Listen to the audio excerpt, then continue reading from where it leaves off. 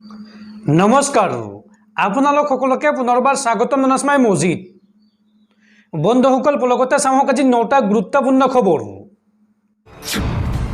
প্ৰথমটো খবৰ দেশত পুনৰ বিজেপিৰ নেতৃত্বত গঠন হল এনডিএৰ চৰকাৰ আৰু একেৰাহে তৃতীয়বাৰলৈ প্ৰধানমন্ত্ৰী ৰূপে শপত ললে নৰেন্দ্ৰ মোদীয়ে দেওবাৰে সন্ধিয়া 7:15 ৰাষ্ট্ৰপতি ভৱনত অনুষ্ঠিত হয় শপত গ্ৰহণ অনুষ্ঠান আৰু এই অনুষ্ঠানত উত্তৰ পূবৰ পৰা মুঠ 3গৰাকী মন্ত্ৰীসহ সৰ্বমুঠ 72গৰাকী সাংসদে ললে মন্ত্ৰিত্বৰ শপত আৰু এই অনুষ্ঠানত উপস্থিত থাকে ভাৰতৰ কেইবাখনো চুবুৰীয়া ৰাষ্ট্ৰৰ ৰাষ্ট্ৰনেতা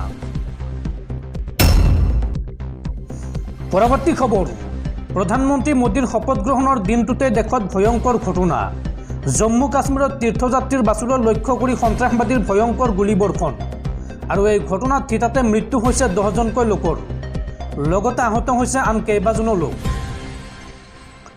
সন্ত্ৰাসজৰ্জৰ জম্মু কাশ্মীৰত পুনৰ ভয়ংকৰ ঘটনা এইবাৰ তীৰ্থযাত্ৰীৰ বাছলৈ লক্ষ্য কৰি সন্ত্ৰাসবাদীৰ গুলীবৰ্ষণ জম্মু কাশ্মীৰৰ ৰাইচি শিৱ মন্দিৰ দৰ্শনৰ বাবে গৈছিল এই তীৰ্থযাত্ৰীৰ দলটো সন্ত্ৰাসবাদীৰ গুলীবৰ্ষণত বৰ্তমানলৈকে 10গৰাকী যাত্ৰীৰ মৃত্যু হৈছে আৰু লগতে 33গৰাকী যাত্ৰী আহত হোৱা বুলি জানিব পৰা গৈছে সন্ত্ৰাসবাদীৰ গুলীবৰ্ষণৰ পাছতেই খাৱত বাগৰি পৰে বাছখন দেওবাৰে সন্ধিয়া 6:20 সংঘটিত হৈছে এই ভয়ংকৰ ঘটনা এই ঘটনাত নিহতৰ সংখ্যা আৰু অধিক বৃদ্ধি পোৱাৰ সম্ভাৱনা আছে উক্ত ঘটনাত তীব্ৰ গৰিহণা দিছে প্ৰধানমন্ত্ৰী মোদীৰ লগতে অমিত শ্বাহ আৰু কংগ্ৰেছ নেতা ৰাহুল গান্ধীয়েও ঘটনাস্থলীত উপস্থিত হৈছে আৰক্ষী আৰু অৰ্ধসামৰিক বাহিনীৰ লোক সেনাই চলাই আছে উদ্ধাৰ অভিযান শিৱ মন্দিৰৰ পৰা প্ৰায় 4 কিলোমিটাৰ দূৰত সংঘটিত হৈছে এই ঘটনা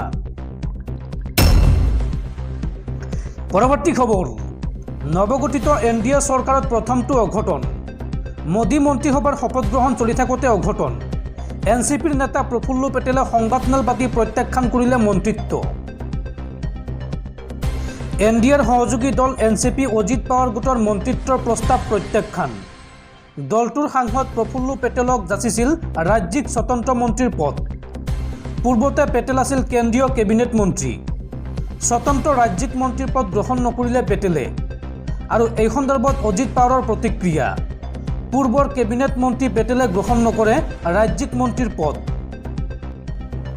বন্ধুসকল তাৰপিছত 4 নম্বৰ খবৰটো জনোৱাৰ আগতে আপোনালৈ এটা সৰু ৰিকুৱেষ্ট যদি তেওঁলোকে এইটো ভিডিঅ'ত লাইক কৰা নাই তেন্তে প্লিজ এটা লাইক কৰি দিয়ক আৰু এনেকুৱা ধৰণৰ নতুন নতুন ভিডিঅ' পাবলৈ চেনেলটো ছাবস্ক্ৰাইব কৰি কাষত থকা বেল আইকনটো প্ৰেছ কৰি ৰাখক পৰৱৰ্তী খবৰ টি20 বিশ্বকাপত ভাৰতৰ বৃহৎ জয়লাভ ভাৰতৰ হাতত পৰাস্ত পাকিস্তান বিশ্ববাসীৰ সন্মুখত পুনৰবাৰ ভাৰতীয় ক্ৰিকেটাৰৰ পৰাক্ৰম ভাৰতৰ বলিং বিক্ৰমত ধৰাখাই পাকিস্তান 6 ৰানত জয়লাভ ৰোহিত বাহিনীৰ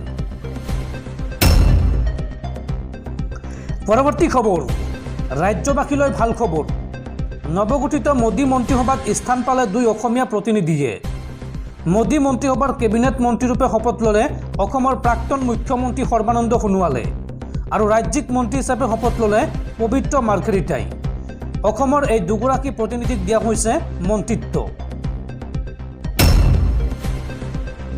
পৰৱৰ্তী খবৰ আগন্তুক 6 মাহৰ ভিতৰত ভংগ হ'ব মোদী চৰকাৰ 6 মাহৰ পিছত দেশত আকৌ হ'ব লোকসভা নিৰ্বাচন নৱগঠিত এনডিএৰ চৰকাৰক লৈ এই বিস্ফোৰক মন্তব্য ছত্তীশগড়ৰ প্ৰাক্তন মুখ্যমন্ত্ৰী তথা জ্যেষ্ঠ কংগ্ৰেছী নেতা ভূপেশ বাঘেলৰ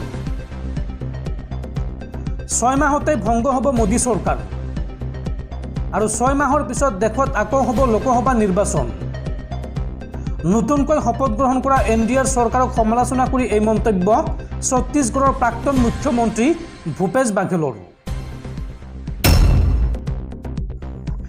পৰৱৰ্তী খবৰ বিজেপি গুণ্ডাৰ দল আৰু 2026ত বিজেপিক আমি পৰাস্ত কৰিব লাগিব এই মন্তব্য ৰাইজৰ দলৰ মুৰব্বী তথা শিৱসাগৰ সমষ্টিৰ বিধায়ক অখিল গগৈৰ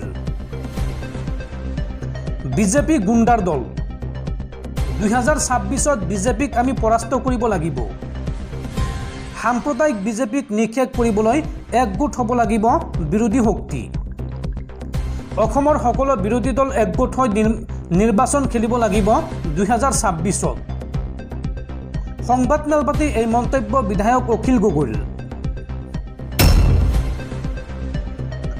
পৰৱৰ্তী খবৰ, সাৱধান ৰাজ্যবাসী, ৰাজ্যত পুনৰ হ'ব মুখলধাৰ বৰষুণ। অহা 12 জুন পৰ্যন্ত ৰাজ্যত হ'ব ধাৰাসাৰ বৰষুণ। আৰু এই সন্দৰ্ভত ৰাজ্যৰ 23খন জিলালৈ এলাৰ্ট জাৰি বতৰ বিজ্ঞান কেন্দ্ৰৰ। ৰাজ্যত পুনৰ ধুমুহা আৰু ধাৰাসাৰ বৰষুণৰ এলাৰ্ট জাৰি। ৰাজ্যৰ 23খন জিলালৈ সতৰ্কবাণী দিছে বতৰ বিজ্ঞান কেন্দ্ৰই। অহা 12 জুন পৰ্যন্ত ৰাজ্যত হ'ব ধাৰাসাৰ বৰষুণ। এই সন্দৰ্ভত ৰাজ্যৰ কেইবাখনো জিলাত শিল বৰষুণৰ সম্ভাৱনা আছে।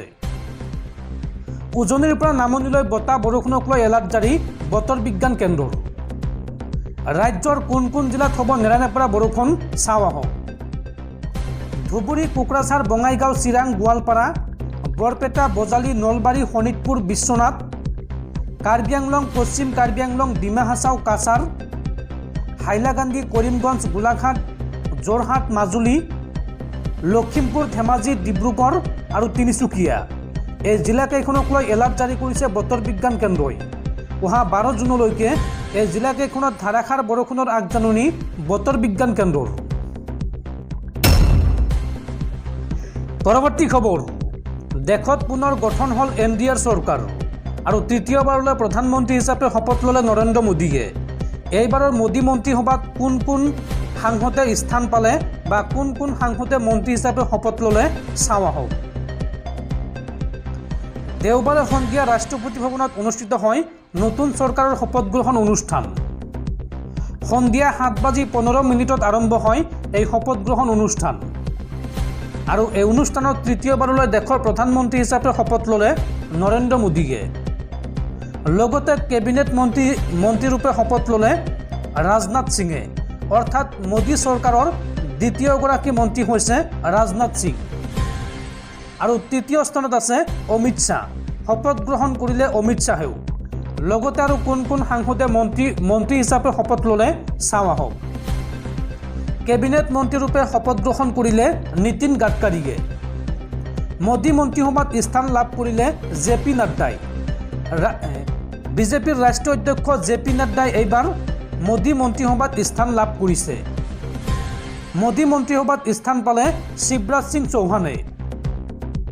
লগতে পুনৰবাৰ কেবিনেট মন্ত্ৰীৰূপে শপত গ্ৰহণ কৰিলে নিৰ্মলা সীতাৰমণে। মোদী মন্ত্ৰীসভাত স্থান পালে সুব্ৰমণিয়াম জয়শংকৰে। কেবিনেট মন্ত্ৰীৰূপে শপত গ্ৰহণ মনোহৰ লালৰ। মোদী মন্ত্ৰীসভাত স্থান লাভ কৰিলে HD কুমাৰস্বামীয়ে। পুনৰবাৰ কেবিনেট মন্ত্ৰীৰূপে শপত গ্ৰহণ পীযুষ গোয়েলৰ। আৰু লগতে মোদী মন্ত্ৰীসভাত স্থান লাভ কৰিলে ধৰ্মেন্দ্ৰ প্ৰধানে। মোদী মন্ত্ৰীসভাত স্থান লাভ কৰিলে জিতিন ৰাম মাঝীয়ে। মোদী মন্ত্ৰীসভাত স্থান লাভ কৰিলে ৰাজীৱ ৰঞ্জন সিঙে। পুনৰবাৰ মোদী মন্ত্ৰীসভাত স্থান পালে অসমৰ প্ৰাক্তন মুখ্যমন্ত্ৰী সৰ্বানন্দ সোণোৱালে। মোদী মন্ত্ৰীসভাত স্থান লাভ কৰিলে ডক্টৰ বীৰেন্দ্ৰ কুমাৰে। কেবিনেট মন্ত্ৰীৰূপে শপত গ্ৰহণ KP ৰামমোহন নাইডুৰ। মোদী মন্ত্ৰীসভাত স্থান লাভ কৰিলে প্ৰহ্লাদ যোশীয়ে। কেবিনেট মন্ত্ৰীৰূপে শপত গ্ৰহণ জুৱেল এৰামৰ। মোদী মন্ত্ৰীসভাত স্থান লাভ কৰিলে গিৰিৰাজ সিঙে। কেবিনেট মন্ত্ৰীৰূপে শপত গ্ৰহণ অশ্বিনী বৈষ্ণৱৰ। মোদী মন্ত্ৰীসভাত স্থান লাভ জ্যোতিৰাদিত্য সিন্ধিয়াৰ। কেবিনেট মন্ত্ৰীৰূপে শপত গ্ৰহণ ভূপেন্দ্ৰ যাদৱৰ। মোদী মন্ত্ৰীসভাত স্থান লাভ গজেন্দ্ৰ সিং শেখাৱাটৰ। লগতে পুনৰবাৰ কেবিনেট মন্ত্ৰীৰূপে শপত গ্ৰহণ কৰিলে অন্নপূৰ্ণা দেৱীয়ে। আৰু মোদী মন্ত্ৰীসভাত স্থান লাভ কিৰেণ ৰিজিজুৰ। উত্তৰ পূবৰ সাংসদ কিৰেণ ৰিজিজুক পুনৰ দিয়া হৈছে মন্ত্ৰিত্ব।